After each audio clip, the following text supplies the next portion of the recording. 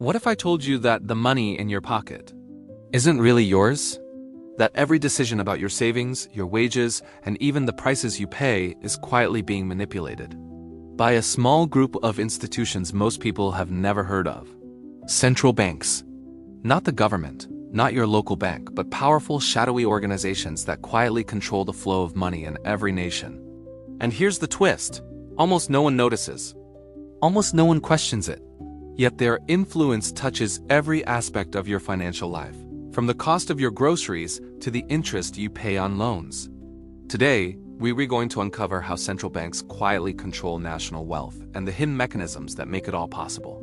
Setting the stage 1 o'clock to 3 o'clock, to understand how central banks gained such control, we need to go back centuries. The story begins with the rise of modern banking in Europe. In the 17th century, banks like the Bank of England were founded not as public institutions, but as private entities serving government interests while controlling currency issuance. Key figures like William Patterson and later influential bankers across Europe recognized one key truth: whoever controls the money supply controls the economy. The genius and danger of central banking was the ability to create money almost at will, lend it to governments, and charge interest. Money became a lever, and governments became debtors. But here's the first twist most people don't realize. Central banks are not fully public institutions. Even today, institutions like the Federal Reserve in the US operate independently, with the power to set interest rates, control inflation, and even influence employment, all without a direct vote from the public. Origins to 3 o'clock to 5 o'clock. The origins of central bank power trace back to necessity disguised as innovation. In England, the crown needed funds for war. Banks offered a solution: lend money in exchange for bonds. Over time, the system evolved so that governments relied on these loans for survival. By the 19th century, central banks were expanding globally. Nations realized that a controlled money supply could stabilize economies, but it also created an invisible dependence.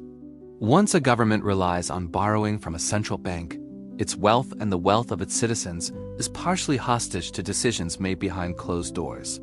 Rise, 5 o'clock to 7 o'clock. The 20th century marked the rise of central banks as global power brokers. After World War I, countries were drowning in debt. The 1920s and 1930s brought hyperinflation in some nations and financial collapse in others.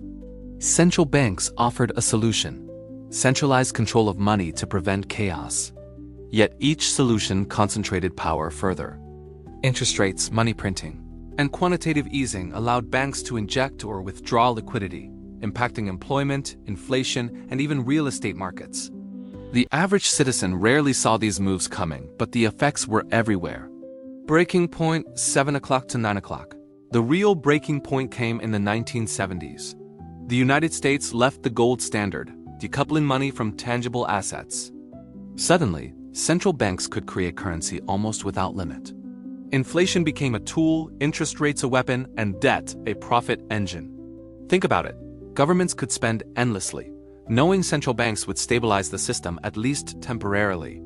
But this created a hidden instability. Every nation's wealth became a ledger entry manipulated by institutions few understood. Ordinary citizens' wages, savings, pensions were now directly affected by decisions made in boardrooms far from public scrutiny. Fallout to 9 o'clock to 11 o'clock. The fallout of this invisible control is everywhere. Real estate bubbles, stock market crashes, national debts soaring beyond GDP. These are not random events. They are the consequences of a system where money can be expanded or contracted at will. For example, during the 2008 financial crisis, central banks around the world injected trillions into failing banks to prevent collapse.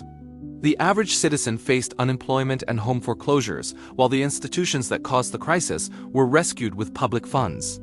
The central bank acted as both referee and player in the financial game, quietly steering wealth to those already in power. Failed fixes, 11 o'clock to 12:30. Attempts to fix the system, whether through austerity measures, financial regulations, or even alternative currencies, have largely failed. Why? Because central banks are the backbone of the financial system itself. Change one part, and the system adapts. Inflation, interest rates, and quantitative easing are tools that keep governments afloat, but trap citizens in cycles of debt. Even modern cryptocurrencies highlight the same pattern. Decentralized innovation arises, But governments and banks are already exploring ways to regulate, control, and even co-opt it. The control hasn't disappeared, it just evolves. Modern parallels. 12:30 to 15 o'clock. Today, central banks continue to quietly influence global wealth. Consider this. The Federal Reserve's balance sheet exceeds $10 trillion. The European Central Bank holds more than 5 trillion euros in assets. That's money created, lent, and manipulated, often without the knowledge of the average citizen. Debt to GDP ratios worldwide are higher than ever. Governments borrow more, citizens owe more, and central banks intervene constantly to maintain balance. The patterns repeat: bubbles, crashes, bailouts, and quiet manipulation. History shows that the system benefits the few at the expense of the many, and the cycle never truly ends.